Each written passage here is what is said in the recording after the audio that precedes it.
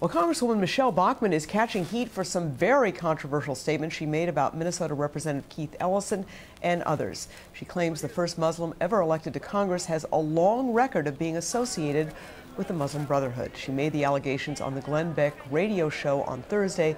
Bachmann made similar claims about other government leaders. Her fellow Republicans have condemned her statements. Accusations like this being thrown around are pretty dangerous.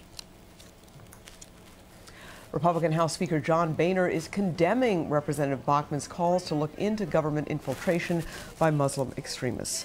Congressman Ellison is the first Muslim elected to Congress, and he joins us now. Thank you so much for coming in. Good to be here. Well, you've gotten an awful lot of press this week, some that I don't think you have sought out. First of all, the latest was that you called on Representative Bachmann to apologize to you. Have you gotten that apology yet, and do you expect to get it? No, but I think it's more important that she apologized to Huma Abedin.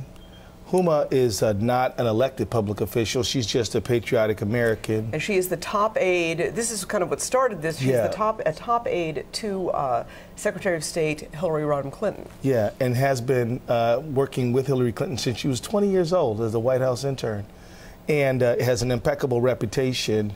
And it all started when Michelle made allegations about her. Look, I know Michelle well. She and I have gotten along. I'm not taking anything personally. I just think that we've got to stand up whenever unfounded allegations of disloyalty or subversion are leveled at decent people. Our country has a history where people will use their position as government officials to go after folks and accuse them of disloyalty on an unfounded basis. But it took people like Edward R. Murrow to say no to McCarthyism. And you know what? We're going to learn the lessons of history and say no to this. And I do call on Michelle to apologize to Huma Abedin and others. Look, I'm an elected representative. I know that I'm stepping into the arena. You know, I'm not sensitive. But people who have not been elected shouldn't have to put up with this kind of stuff. But you say that these allegations are completely false, that she's they're leveling ridiculous. at you. Yes, they're false. They're ridiculous. What happens next? And I mean, do you expect her to get reelected and continue this kind of statement about you? Well, you know, again, I don't want to politicize this thing too much. I commend the Republican leaders who have condemned her statements. Mike Rogers, who's the chair of the Intelligence Committee, has said, a Republican, has said, Michelle's wrong, this is not true. We've seen Senator McCain say the same thing. We've seen John Boehner say the same thing, and she has no leg to stand on. I ask her, for her own sake, to stop this witch hunt and apologize to the people who are not in a position to defend themselves, like Huma Abedin, who has an impeccable record. Look, the bottom line is that our country is based on some simple ideas. One is that you're held accountable for what you do, not for what somebody else does, but for what you do. Allegations are not proof, they're just naked allegations. And that, look, we're all loyal, patriotic Americans until there is substantial evidence to prove otherwise. There is none in this case, and I just hope that Michelle redirects her rhetoric. So it sounds like you feel good about the kind of support that you've gotten. And yeah, you know, but I'm gonna tell you, I climbed out there before this thing before anybody else had, so I wasn't worried about who supported me or not. I was gonna say what I thought was right and let the chips fall where they could. It so happened that Senator McCain agreed, Boehner agreed, Mike Rogers agreed, Scott Brown agreed.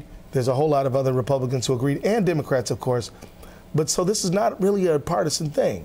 This is a member who is entrusted as a member of Congress, making wildly irresponsible statements that are dangerous, as John Boehner said, and she needs to stop it, at least stop it. If she's held accountable in some other way, we'll see if that happens or not, but she needs to stop. Okay.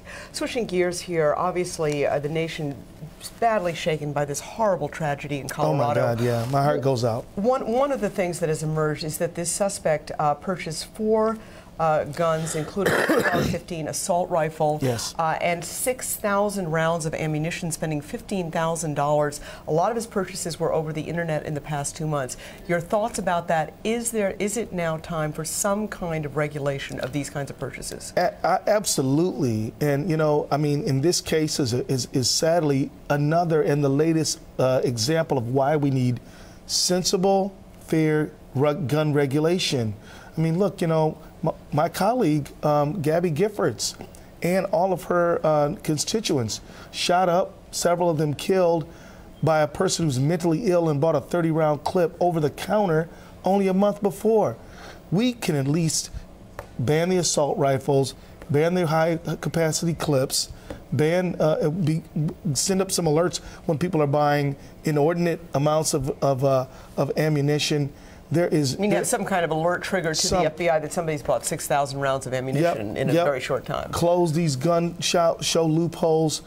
Look, I am a gun owner myself. I don't believe in banning guns. This is a ridiculous position, but sane, sensible regulations to protect people from people who would do these kind of horrific things is long overdue.